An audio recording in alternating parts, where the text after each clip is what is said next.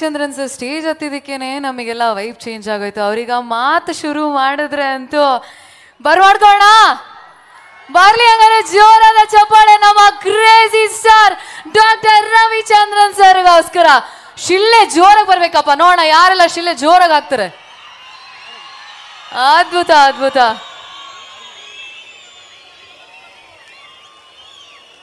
ಕೇಳಿಸುತ್ತಾ? ಎಲ್ರಿಗೂ ನಮಸ್ಕಾರ. ವೇದಿಕೆ ಮೇಲಿರುವ ಹಿರಿಯರಿಗೆ, ನನ್ನ ಗೆಳೆಯರಿಗೆ, ಇಲ್ಲಿ ಕೂತಿರುವಂಥ ಗೆಳತಿಯರಿಗೆ, ಗೆಳೆಯರಿಗೆ ಎಲ್ರಿಗೂ ನನ್ನ ನಮಸ್ಕಾರಗಳು. ಎಲ್ಲಿಂದ ಶುರು ಮಾಡೋದು ಅನ್ನೋದೇ ಗೊತ್ತಾಗೋದಿಲ್ಲ. ಹಿಂಗೆ ಈ ಕಡೆ ಬಂದಾಗ ಎರಡು ಅಪ್ಪುಗೆಯಿಂದ ಶುರು ಮಾಡ್ತೀನಿ ನಾನು. ಜೀವನದಲ್ಲಿ ಪ್ರೇಮಲೋಕ ಶುರು ಮಾಡಿದಾಗ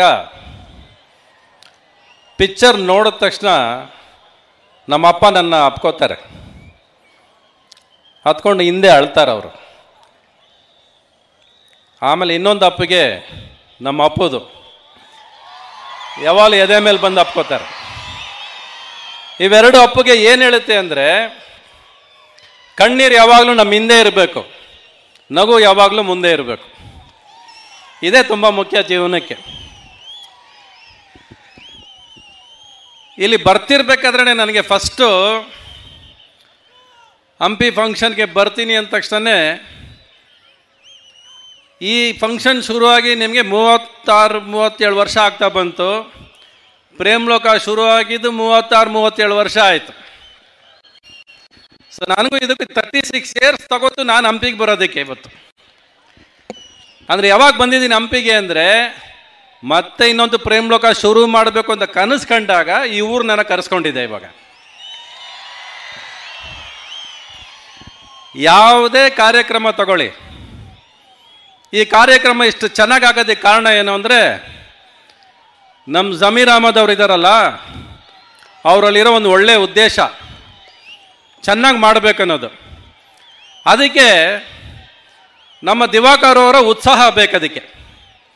ಅದರ ಜೊತೆ ನೀವು ಕೊಡೋ ಹುಮ್ಮಸ್ಸು ಇವತ್ತು ಈ ಉತ್ಸವ. ಯಾವ ಉತ್ಸವನೂ ಆಗೋದಿಲ್ಲ ಇಲ್ದೋದ್ರೆ, ಇವೆಲ್ಲ ಸೇರಿದ್ರೆ ಉತ್ಸವ ಆಗೋದು. ಒಂದು ಮನೇಲಿ ಒಂದು ಹಬ್ಬ ಮಾಡ್ತೀವಿ ನಾವು. ಏನಕ್ಕೆ ಹಬ್ಬ ಮಾಡಬೇಕು? ತಿಂಗಳಿಗೆ ಒಂದು ಹಬ್ಬ ಬರ್ತಾನೆ ಇರುತ್ತೆ ಮನೆಗಳಲ್ಲಿ. ಬಟ್ ಹಬ್ಬ ಮಾಡೋ ದಿವಸ ಏನಕ್ಕೆ ಅಂದರೆ, ಅವತ್ತು ಒಂದು ದಿವಸ ಎಲ್ಲರೂ ಅಲಂಕಾರ ಮಾಡಿಕೊಂಡು, ಮನೇಲಿ ಏನೇ ಕಷ್ಟ ಇರಲಿ ಸುಖ ಇರಲಿ ಎಲ್ಲ ಅಲಂಕಾರ ಮಾಡ್ಕೊಂಡು ನಗ್ನಗ್ತಾ ಒಂದಾಗ್ತೀವಲ್ಲ, ಅದಕ್ಕೆ ಹಬ್ಬ ಮಾಡೋದು ಯಾವಾಗಲೂ ನಾವು. ಅದು ಮನೇನ ಒಂದು ಸೇರಿಸುತ್ತೆ. ಇನ್ನೊಂದು ಸರಿ ನಾವೇನು ಮಾಡ್ತೀವಿ, ಬರ್ತ್ಡೇಗೆ, ವ್ಯಾಲೆಂಟೈನ್ಸ್ ಡೇಗೆ, ಅದು ಇದಕ್ಕೆ ಫ್ರೆಂಡ್ಸ್ ಎಲ್ಲ ಸೇರೋಕ್ಕೆ ಸ್ಟಾರ್ಟ್ ಮಾಡ್ತೀವಿ. ಇದೇನೆಂದರೆ ಸ್ನೇಹಿತರೆಲ್ಲ ಒಂದಾಗೋದಕ್ಕೆ ಈ ಸಂಭ್ರಮಗಳು ನಡೆಯುತ್ತೆ. ಆದರೆ ಹಂಪಿ ಉತ್ಸವ ನಡೆಯೋದು ಊರು ಒಂದಾಗೋದಕ್ಕೆ, ನಾವೆಲ್ಲ ಒಟ್ಟಿಗಿದ್ದೀವಿ, ಒಗ್ಗಟ್ಟಾಗಿದ್ದೀವಿ ಅಂತ ತೋರಿಸ್ಕೊಳ್ಳೋದಕ್ಕೆ ನಾವು ಹಂಪಿ ಉತ್ಸವ ಮಾಡೋದು. ಇದು ತುಂಬ ಮುಖ್ಯ. ಎಲ್ಲ ಊರಲ್ಲೂ ಈ ಥರ ಉತ್ಸವಗಳು ನಡಿಬೇಕಿದು. ಈ ಹಂಪಿ ಅನ್ನೋ ಹೆಸರು, ವಿಜಯನಗರ ಅನ್ನೋ ಹೆಸರು ಸುಮ್ಮನೆ ಬಂದಿಲ್ಲ ರೀ. ಇದು ಹೆಸರು ಹೇಳಿದ ತಕ್ಷಣ ಮೈಯಲ್ಲಿ ರೋಮಾಂಚನ ಆಗುತ್ತೆ. ಇಲ್ಲಿ ಏನಕ್ಕೆ ಅಂದರೆ, ಒಂದೊಂದು ಕಲ್ಲು ಒಂದೊಂದು ಸ್ವರ ಹೇಳುತ್ತೆ, ಒಂದೊಂದು ಕತೆ ಹೇಳುತ್ತೆ. ಇದರಿಂದ ಲಕ್ಷಾಂತರ ಜನ ಕೆತ್ತನೆ ಮಾಡಿಟ್ಟು ಹೋಗಿದಾರಲ್ಲ, ಈ ಉತ್ಸವ ಅವ್ರಿಗೆ ಇದು ನಾವು ಸಲ್ಲಿಸ್ತಾ ಇರೋದು. ಅವ್ರಿಗೆ ಎಷ್ಟು ವರ್ಷ, ಏನು ಕೆತ್ತನೆ ಮಾಡಿರಬೇಕು, ಎಲ್ಲಿಂದನೋ ಜನ ಹುಡ್ಕೊಂಬಂದು ಹಂಪಿಯಲ್ಲಿ ಬರ್ತಾನೆ ಅಂದರೆ, ಇದು ಯಾವತ್ತೋ ಯಾರೋ ಮಾಡಿಟ್ಟಿರೋದಲ್ಲ ರೀ, ಆ ಕಲಾವಿದರುಗಳು ಮಾಡಿಟ್ಟು ಹೋಗಿರೋದು. ಆ ಕಲಾವಿದರು ಮಾಡಿರೋ ಸೇವೆ ಮುಂದೆ ನಾವೆಲ್ಲ ಇಷ್ಟಿಷ್ಟೇ ಕಲಾವಿದರು, ನಾವೇನು ಮಾಡಿಲ್ಲ ಈ ಪ್ರಪಂಚಕ್ಕೆ. ಅಂಥದ್ರಲ್ಲಿ ಆ ಕಲಾವಿದರಿಗೆ ನಮನ ಕೊಡೋದಕ್ಕೆ ಇಷ್ಟು ದೂರ ಬಂದಿದ್ವಿ ನಾವು ಅಂತ ಅನಿಸುತ್ತೆ. ಇನ್ನು ನಮಗೆ ಗೊತ್ತಿರೋದೆಲ್ಲ ಸಿನಿಮಾ ಇದು ಬಿಟ್ಟರೆ ನನಗೆ ಬೇರೆ ಏನೂ ಗೊತ್ತಿಲ್ಲ ನನಗೆ. ಒಟ್ಟಿನಲ್ಲಿ ಇಲ್ಲಿ ತುಂಬ ಜನ ಇವತ್ತು ನಾನು ಬರ್ತಿರ್ಬೇಕಾದ್ರೇ ನಮ್ಮ ಬಸನಗೌಡರು ಪಾಟೀಲು ಒಂದು ಊರಿಗೆ ಬರ್ಬೇಕಾದ್ರೆ ಗೊತ್ತಾಗುತ್ತೆ ನಮ್ಮನ್ನು ಹೆಂಗೆ ಸ್ವೀಕಾರ ಮಾಡ್ತಾರೆ, ಹೆಂಗೆ ನಮ್ಮನ್ನು ಕರ್ಕೊಂಬರ್ತಾರೆ ಅಂತ.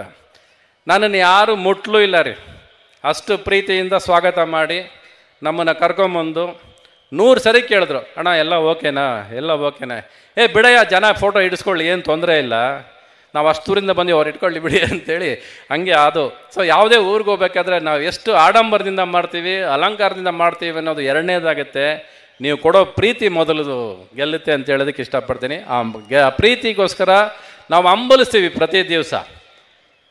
ನಾನಂತೂ ಇಡೀ ಜೀವನ ಕಾದಿರೋದು ಒಂದಕ್ಕೆ ರೀ, ಪ್ರೀತಿ ಪ್ರೀತಿ ಪ್ರೀತಿ, ಬೇರೆ ಗೊತ್ತೇ ಇಲ್ಲ ನನಗೆ. ನಮ್ಮ ಅಪ್ಪ ಅಮ್ಮ ಹೇಳ್ಕೊಟ್ಟು ಹೋಗಿರೋದು ಇದು ಒಂದೇ. ಅವರಿಬ್ಬರನ್ನ ಕಳ್ಕೊಂಡು ಆಯಿತು. ನಮ್ಮ ಅಪ್ಪನ ಕಳ್ಕೊಂಡು ಆಗಲೇ 30 ವರ್ಷ ಆಗ್ತಾ ಬಂತು. ನಮ್ಮ ತಾಯಿಗೆ ರೀಸೆಂಟಾಗಿ ಒಂದು 2 ವರ್ಷ ಆಗ್ತಾ ಬಂತು. ಬಟ್ ಅವ್ರನ್ನ ನಾನು ಮತ್ತೆ ಕಾಣೋದು ಯಾವಾಗ ಅಂದರೆ, ಇಂಥ ಜನಗಳ ಮಧ್ಯೆ ಬಂದಾಗ, ನಿಮ್ಗಳ ಮಧ್ಯೆ ಬಂದಾಗ ನೀವು ಕೊಡೋ ಪ್ರೀತಿಯಲ್ಲಿ ಅವ್ರು ಕಾಣಿಸ್ತಾರೆ ನನಗೆ. ನಾನೇನಾದರೂ ಇಷ್ಟು ದೂರ ಟ್ರಾವೆಲ್ ಮಾಡಿದ್ದೀನಿ, 36-38 ವರ್ಷ ಆಯಿತು ಪ್ರೇಮ್ಲೋಕ ಮಾಡಿ.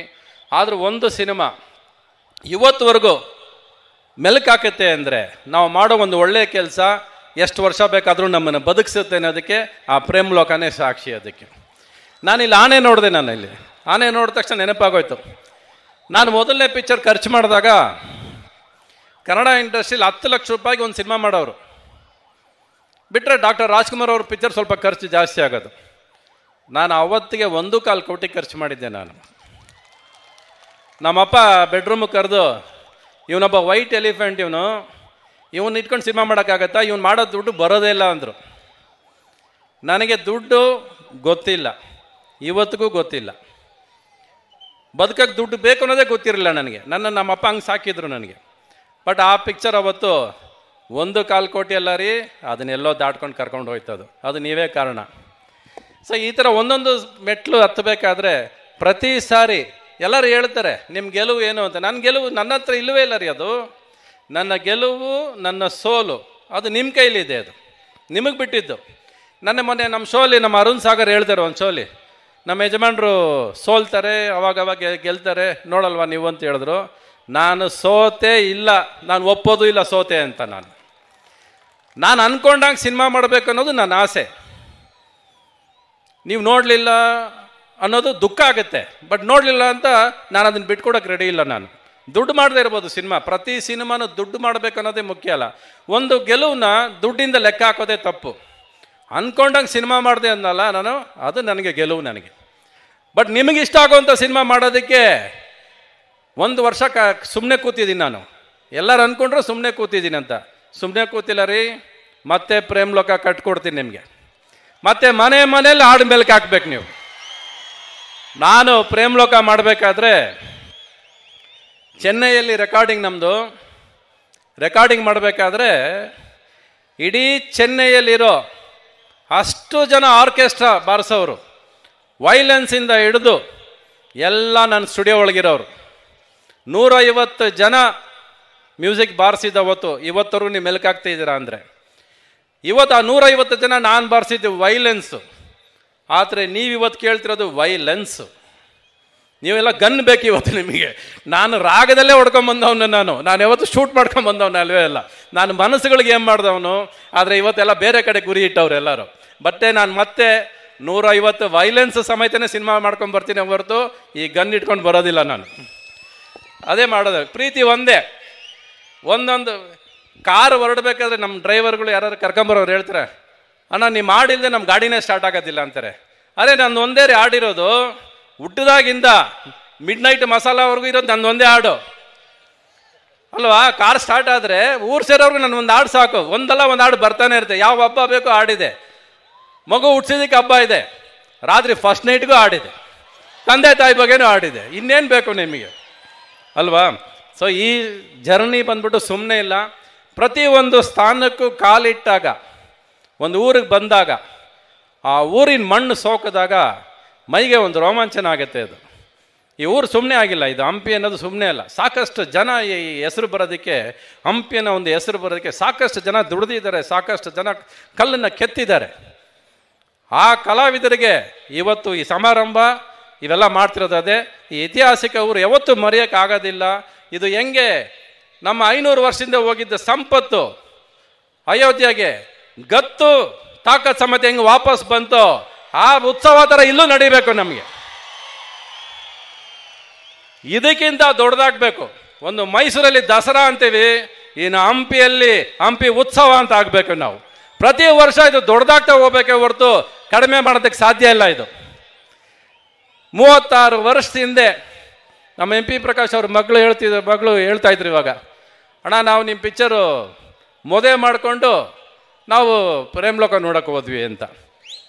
36 ವರ್ಷ ಆದರೂ ಪ್ರೇಮ್ಲೋಕ ಮರೆಯೋಕ್ಕಾಗಲ್ಲ ಜನದ ಕೈಯಲ್ಲಿ. ಅಂದರೆ ಇನ್ನೇನ್ರಿ ಸಾಧಿಸೋದು ನಾನು ಅಲ್ವಾ? ಒಟ್ಟಿನಲ್ಲಿ ನನ್ನನ್ನು ಜಮೀರ್ ಅಹಮದ್ ಅವರು, ದಿವಾಕರ್ ಅವರು, ಆನಂದ್ ಸಿಂಗ್ ಅವರು, ಇನ್ನು ತುಂಬ ಜನ ಇದ್ರೆ ಎಲ್ಲರ ಹೆಸರು ಹೇಳೋಕ್ಕಾಗಲ್ಲ. ನನ್ನನ್ನು ಇಲ್ಲಿ ಕರೆಸಿರೋದಕ್ಕೆ, ನಿಮ್ಮನ್ನು ಭೇಟಿ ಮಾಡೋದಕ್ಕೆ, ಇಲ್ಲಿಂದ ಹೋಗ್ತಾ ಒಂದು ಮಾತು ಕೊಟ್ಟು ಹೋಗ್ತೀನಿ. ನೆಕ್ಸ್ಟ್ ಇಯರ್ ನಿಮಗೆ ಪ್ರೇಮ್ಲೋಕ ರೆಡಿ. ಧೈರ್ಯವಾಗಿ ಬಂದು ನಿಂತ್ಕೋತೀನಿ. ಎಕ್ಸ್ಪೆರಿಮೆಂಟ್ ಅಲ್ಲ, ನಿಮಗೆ ಇಷ್ಟ ಆಗೋ ಸಿನಿಮಾನೇ ಮಾಡ್ತೀನಿ ನಾನು.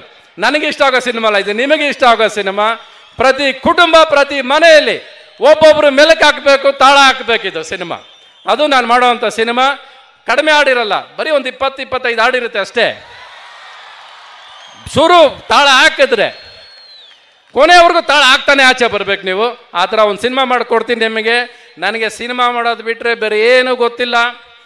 ನನ್ನನ್ನು ಇಲ್ಲಿ ಬಂದಾಗ ಜಮೀರ್ ಅಹಮದ್ ಆಗಲಿ, ನಮ್ಮ ಆನಂದ್ ಸಿಂಗ್ ಅವರಾಗಲಿ, ದಿವಾಕರ್ ಅವರಾಗಲಿ ಯಾರು ಎಲ್ಲೂ ನಮಗೆ ಸಿಕ್ಕಿರಲ್ಲ. ಆದರೆ ನಮಗೆ ನೋಡಿದ ತಕ್ಷಣ ಪರಿಚಯ ಇರೋರು ಇವರು, ನಮ್ಮ ಸಂಬಂಧಿಕರು ಇವರು, ನಮ್ಮ ಜೊತೆ ಇರೋರು ಇವರು ಅಂತ ಕರೀತಾರಲ್ಲ ನಮ್ಮನ್ನು, ಅಷ್ಟೇ ಸಾಕು. ಇವಾಗ ನಿಮಗೂ ನನ್ನ ಪರಿಚಯ ಇಲ್ವಾ? ನಿಮ್ಮ ಜೊತೆಯಲ್ಲಿ ಹುಟ್ಟದೇ ಇರ್ಬೋದು, ಬಟ್ ಪರದೆಯಲ್ಲಿ ನಿಮ್ಮ ಜೊತೆಲೇ ಇದ್ದೀನಿ ನಾನು. ಅದು ತುಂಬ ಮುಖ್ಯ. ಈ ಸ್ನೇಹ, ಈ ಪ್ರೀತಿ ನನ್ನ ಮೇಲೆ ಹೀಗೆ ಇರಲಿ. ನಾನು ಎಷ್ಟು ದುಡ್ಡು ಹೋಗಲಿ, ದುಡ್ಡು ಬರಲಿ, ಸಿನಿಮಾ ಬಿಟ್ಟರೆ ಬೇರೆ ಏನು ಮಾಡೋಕ್ಕೆ ಬರೋದು ಇಲ್ಲ, ಬೇರೆ ಮಾಡೋದು ಇಲ್ಲ ಇಂತ ಹೇಳ್ತಾ, ಈ ಜಮೀರ್ ಅಹಮದ್ ಅವರು ಯಾವಾಗಲೂ ಒಂದು ತಲೆಯಲ್ಲಿ ಇಟ್ಕೊಳ್ರಿ. ಅವ್ರು ಮಾತಾಡೋದು ಕೇಳಿಸಿದ್ದೀರಲ್ಲ ನಿಮಗೆ, ತದ್ಕ ಪುದ್ಕ ಅಂತ ಮಾತಾಡ್ತಾರೆ ಅಲ್ವಾ?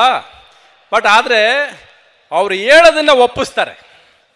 ಏನು ಹೇಳ್ಬೇಕು ಅಂತಿದ್ದಾರೋ ಅದನ್ನು ಪಟ್ ಅಂತ ಬಿಡ್ತಾರೆ ಅವರು. ಸೊ ಭಾಷೆ ಎಲ್ಲ ಮುಖ್ಯ, ನಾನು ಹೇಳಿದ್ದು ಮುಖ್ಯ, ನಾನು ಹೇಳಬೇಕಾಗಿದ್ದು ಮುಖ್ಯ. ನನಗೆ ಭಾಷೆ ಬರಲಿಲ್ಲ ಅಂತ ಒಳಗಿಟ್ಕೊಳ್ಳಿಲ್ಲ ಅವರು. ಮನಸ್ಫೂರ್ತಿ ಮಾಡ್ತಾರೆ, ಮನಸ್ಫೂರ್ತಿಯಿಂದ ಕೆಲಸ ಮಾಡ್ತಾರೆ. ಎಲ್ಲಿ ಸಿಕ್ಕಿದ್ರು, ಯಾವಾಗ ಸಿಕ್ಕಿದ್ರು ಇದೇ ಥರ ನಗ್ತಾರೆ. ಒಳ್ಳೆ ಗುಣ ಇದೆ. ಈ ಗುಣ ಹೀಗೆ ಇರಲಿ ಸರ್ ನಿಮ್ಮದು. ಸರ್, ನಿಮ್ಮ ಬಗ್ಗೆ ಮಾತಾಡ್ತಾರೆ, ಪೇಪರ್ ಓದ್ಕೊಂಡು ಟೈಮ್ ವೇಸ್ಟ್ ಮಾಡ್ತಿರಲ್ರಿ ನೀವು. ವೇಸ್ಟ್ ಆಯ್ತಲ್ರಿ ಭಾಷಣ ಮಾಡಿದ್ದು. ನೋಡಿ, ಅವ್ರ ಬಗ್ಗೆ ಮಾತಾಡ್ರಿ, ಹಿಂಗೆ ನಮ್ಮ ಮಾತುಗಳಿಗೆ ಬೆಲೆ ಇಲ್ಲ ಅಲ್ವಾ? ಕೇಳಿಸ್ಕೊಂಡ್ರಾ? ಓಕೆ, ಆಯಿತು, ಚಲೋ ನಾವು ಮಾಡ್ತೀವಿ. ಓಕೆ, ಚಲೋ, ಎಲ್ಲ ಖುಷಿ ಆಯ್ತು ನಿಮ್ಮನ್ನು ನೋಡಿದ್ದು. ಮತ್ತೆ ಪ್ರೇಮ್ಲೋಕ ಬಂದಾಗ ಮತ್ತೆ ನೆಕ್ಸ್ಟ್ ಉತ್ಸವಕ್ಕೆ ಬಂದು ನಿಮ್ಮನ್ನು ಭೇಟಿ ಮಾಡ್ತೀನಿ ರೀ ನಾನು. ಅಪ್ಪ, ಪ್ರೇಮಲೋಕ ಮತ್ತೊಮ್ಮೆ ಬರ್ತಾ ಇದೆ. ಒಂದು ವರ್ಷದಲ್ಲಿ ನಾವಂತೂ ಕಾದಿರ್ತೀವಪ್ಪ. ಇದಕ್ಕೋಸ್ಕರ ನಾವು ಅವ್ರನ್ನ ಕ್ರೇಜಿ ಸ್ಟಾರ್ ಅಂತ ಹೆಸರಿಟ್ಟಿರೋದು. ಸೊ ಮುಂದೆ ಹೋಗೋಣ. ಈಗ ಅದ್ಭುತವಾದ, ಅವರಂತೂ ನಗ್ತಾನೆ ಇರ್ತಾರಪ್ಪ, ನಗುಮುಖದ ನಾಯಕರು ಅಂತಾನೆ ಹೇಳ್ಬೋದು. ನಾವೀಗ ಕರೆಯೋಣ ಮಾನ್ಯ ವಸತಿ ಸಚಿವರು, ಅಲ್ಪಸಂಖ್ಯಾತರ ಕಲ್ಯಾಣ ಇಲಾಖೆ ಸಚಿವರು ಹಾಗೂ ವಿಜಯನಗರ ಜಿಲ್ಲಾ ಉಸ್ತುವಾರಿ ಸಚಿವರು